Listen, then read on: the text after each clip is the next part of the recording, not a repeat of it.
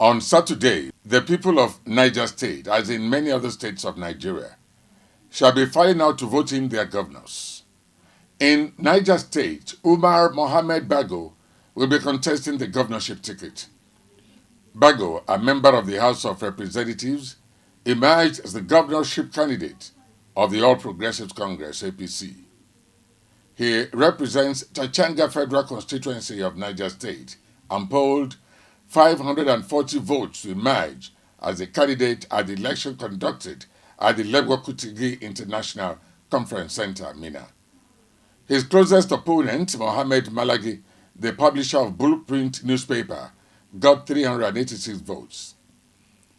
Few days to the crucial governorship election in Nigeria, Clearview TV was guest to this erudite banker and federal lawmaker, Umaru Mohammed Bago, in Mina, Niger State. Now, we want to first of all know from him, as an occupant of the Federal House of Representatives, what achievements of his can we identify as pointers to the fact that the people of Niger State will say, oh, we are lucky to have Bago as our governor? Thank you very much, and you're welcome. First and foremost, I want to appreciate you for finding time to come here. I've been in the National Assembly for 12 years. I have attracted a lot of federal projects to Niger State. I have empowered so many people, men and women, and I have sponsored so many bills. And my people were very proud of me the first time, the second time, the third time, unprecedentedly. I've been elected 3 times. That's to show you that they are pleased with me. I've built schools, classrooms, attracted federal intervention to the university in IBB, to College of Education in Mina. I've given scholarship to students in all these schools. I've paid for exams and NACO, WAE for people. I have a foundation where I spend 100 million every year on health. Wow. Yeah, so I give that as a charity, and so people go to the hospital free. And once it's up to a level, then they will let me know. So those things are things we have done a lot. And as a legislator, the most important thing is the number of bills and motions you've moved.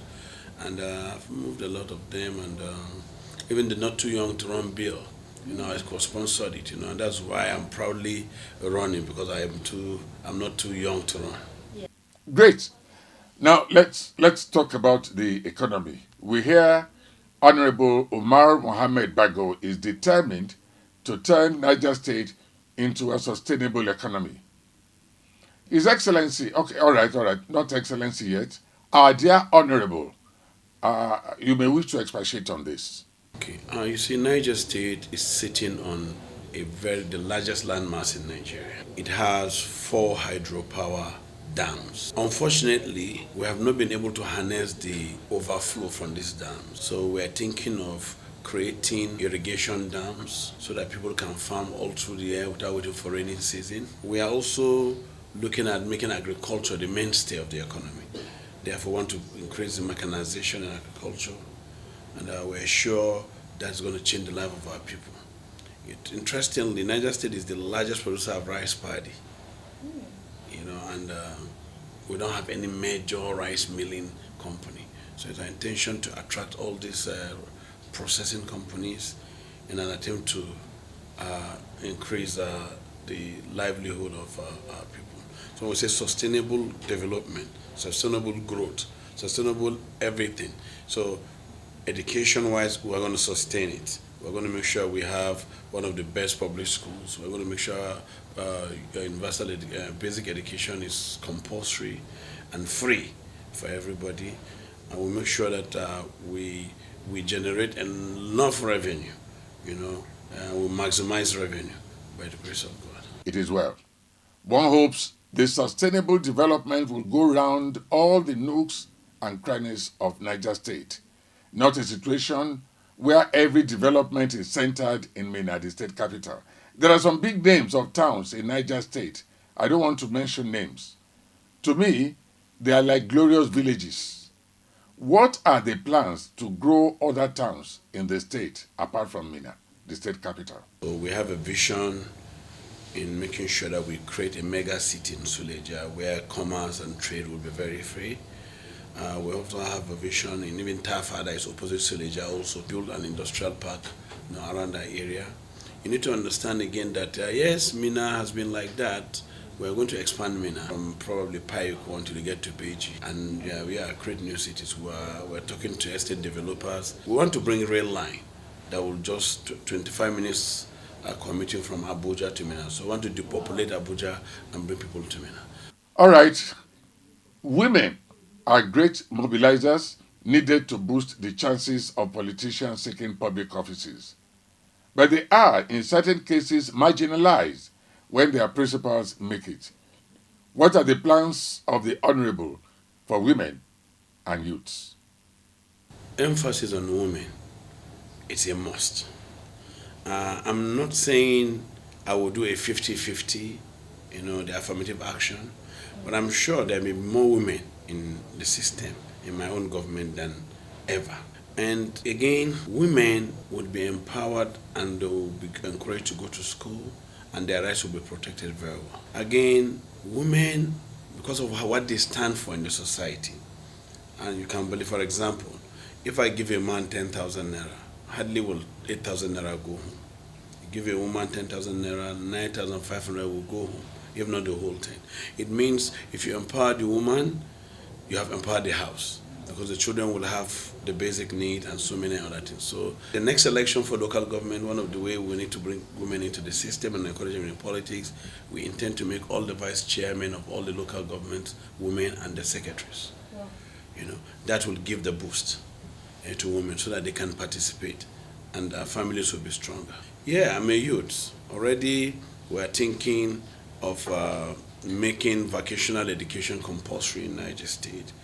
Because even if you're on holiday, when you're doing medicine or anything, you need to have a vocational job, something you can do to sustain yourself. We have tailoring and other things, mechanics and everything. So as much as we want to encourage them to go to school, we also have to make them self-sustaining. They need to be able to stand on their own, on their legs and do the right thing. So we empower the youth, but we encourage them to go to school. Those that are already out of school, will rehabilitate them and take them back to school by the grace of God.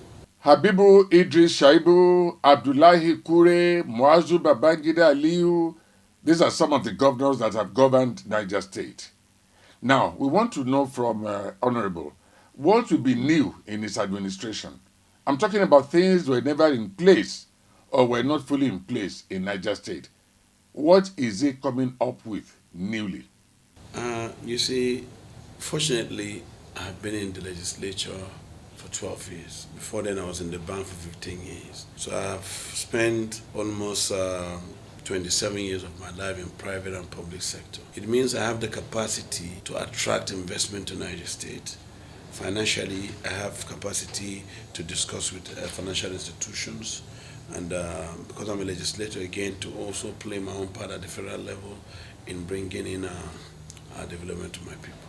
I am particularly wondering if Mohammed Bago, if he becomes governor, how will Niger State benefit from federal might, which of course is also under the control of same party with him, the APC?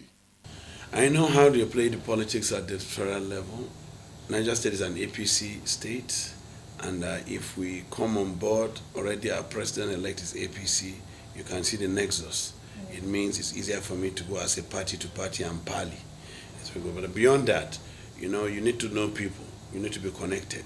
I have chaired committees. I have traversed this country, and I know my contacts are very, very good, and it will be very beneficial to Niger State. Now, Honorable, you have the floor. It's time to address your people. Yeah, my message is that we're calling on Nigerites to come out en masse and vote for APC and support our candidature, both the gubernatorial and also the state assembly, so that there will be continuity in the system. And we want them to also conduct themselves nicely, make sure that there is no violence. So we're calling people to come out, protect your vote, vote and wait, and protect your vote. Make sure your vote counts. It's very important, and that's why we stay stronger together.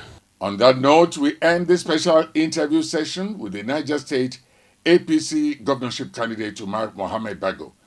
a bachelor's degree holder in political science from Usman Danfodio University, Sokoto. He has obtained several postgraduate diplomas and master's degrees, including a postgraduate diploma in management from the Federal University of Technology, Minna, in 2001, a Master of Business Administration MBA in Economics at the Ambrose Ali University, Ekpoma, in 2003, and a master's degree in finance at the University of Calabar in 2005.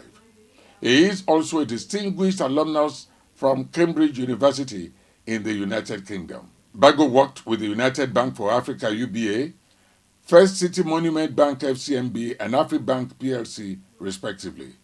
He even served as manager at First Monument Bank, and in 2007 he entered politics. He chaired the House Committee on Maritime Safety, Education, and Administration. I thank this gentleman Bago and also you out there for your time, and especially to Dr. Friends of Bago. From all of us at Clearview TV, we wish our man a victorious outing. I am Ojon Bello. Bye for now.